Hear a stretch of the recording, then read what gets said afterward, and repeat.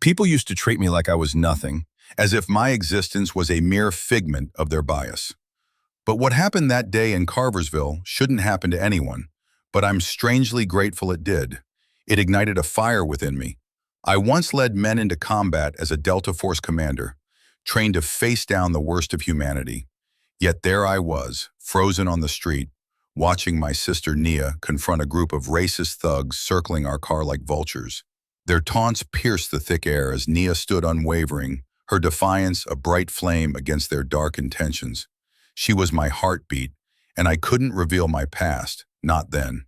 I'd sworn to protect her, but as hatred erupted around us, my hands were tied, simmering with suppressed rage. The atmosphere shifted from tense to explosive when they returned, more fervent and vengeful than before. In a flash, the chaos ensued, and before I could process the horror, Nia was on the ground, blood painting the pavement, the sacrifice of her bravery. As sirens wailed too late, I found myself bound in handcuffs, the weight of injustice crushing. The authorities blamed me, yet all I could focus on was the piercing void in my chest. The world was deaf to our pain, and I knew the legal system would fail us. Instead of bowing to despair, I let my military training become my ally. Each strategic move in the dark of night was a step toward justice, a chance to dismantle their world piece by piece. Standing at Nia's grave, I left my note, a quiet goodbye, a promise that their hate would not go unchallenged. In a place where justice was a whispered hope, I stood ready to fight. What would you do, knowing the system would fail you?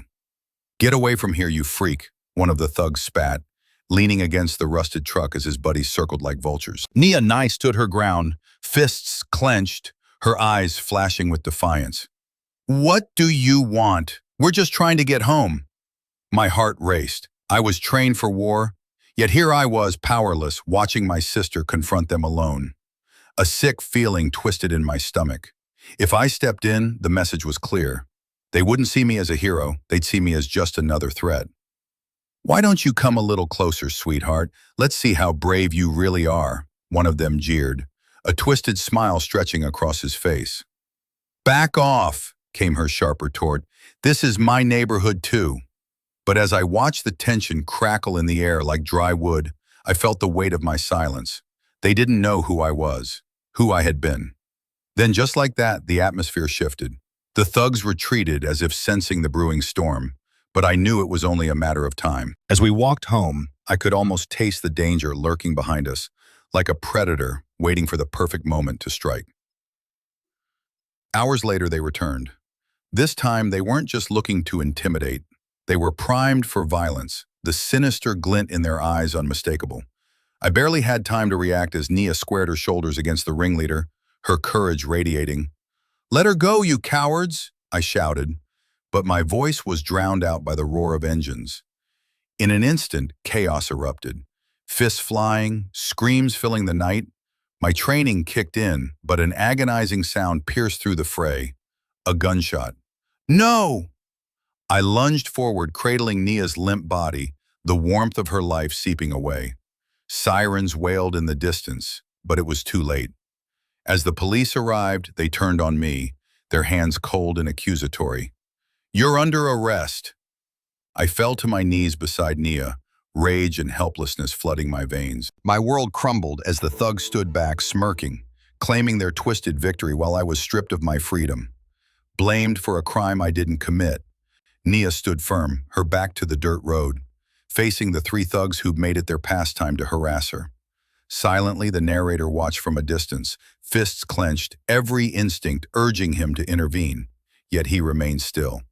Her breath was steady, and although fear flickered in her eyes, she hurled defiance at them, refusing to back down. The taunts escalated. "Look at the little black girl, thinking she can stand up to real men."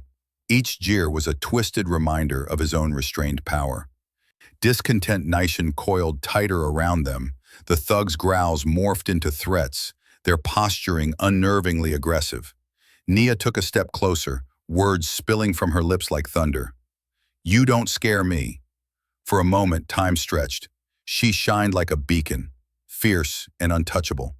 The narrator felt a fire igniting inside him, burning against the oppressive weight he carried. Yet, the thugs departed, premature victory swelling in their chests. Relief broke over him, but it tasted hollow as dread loomed. Minutes turned into hours as shadows lengthened, and on their way home, the ambient danger crackled in the air like static. When the trucks returned, the hollow sense of victory shattered. Screams invaded the night. Things escalated against the backdrop of screaming engines. Then chaos erupted. Adrenaline surged through trained veins, drowning his fear. He sprang into action, moving to shield Nia, but in a cruel instant, the visceral shock echoed through him as he heard the gunshots. She fell and everything snapped within him. Sirens wailed, their response a mockery. The heat of the moment crystallized his thoughts, and the weight of injustice pressed down harder than the bullets. Handcuffed and helpless, he realized that waiting for justice was no longer an option. The boiling point had arrived. He would take the fight to them. The warm hum of the fading sun cast long shadows on Carversville's cracked pavement as the narrator approached the lingering chaos. Nia lay motionless, a stark reminder of the violence that had invaded their lives. With each hurried step toward her, clarity pierced through the fog of his emotions. It was time to reclaim control. "Screer with me, sis," he whispered, squeezing her hand, his heart pounding with threads of courage. He could still hear the jeers of the thugs echoing in his mind, but now they felt distant. Determination surged through him, a far cry from the complacency he'd felt just hours before. In the days that followed, he moved like a shadow, gathering intel on Benny and his crew. As he watched from a safe distance, the arrogance of the gang was palpable, and an unexpected calm took root within him. One night, under the cover of darkness, he slipped into their hideout, planting evidence that would unravel their operations. Confidence crackled in the air. This was his battlefield, and the stakes had never been higher. "Do you really think you can hide forever?" he muttered to himself, a slight smirk spreading across his lips. It felt good. The quiet confrontation against Benny had become a game of strategy, each small victory a piece of the puzzle falling into place. When he finally leaked incriminating evidence online, his hands trembled, not from fear, but exhilaration. The gang's downfall awaited like a hungry predator. He pictured the corrupt sheriff's face when the truth unraveled. Justice wasn't blind, it was a role he was ready to play. Just a whisper of assurance. "I'll make this right, Nia. For you." Bangladesh, the dim light of dawn illuminated the park where the gathering was taking place. Families arrived, their faces tense, whispers of Nia's tragic death still fresh in their minds.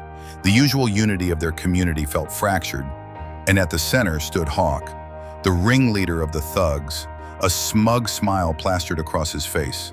He believed he was untouchable, that the chaos he'd unleashed was buried along with Nia.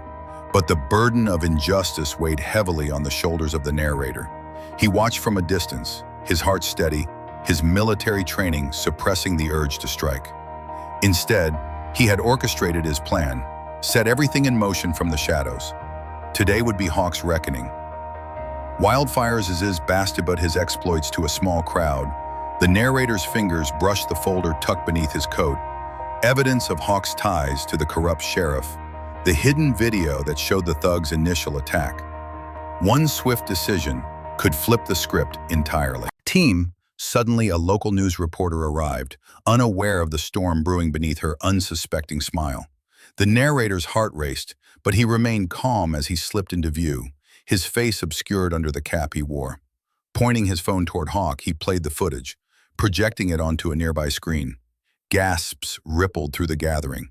Shock morphed into outrage as Hawk's bravado crumbled, his facade shattered beneath the weight of undeniable truth. The crowd, once divided, roared, a unified force against the terror he'd cast upon them. Hawk's face paled, the arrogance replaced by disbelief, the unmistakable taste of fear creeping in. As the police approached on the scene, the crowd surged forward to hand over the incriminating evidence. The narrator stepped back, unseen, a silent witness to Hawk's tormented downfall.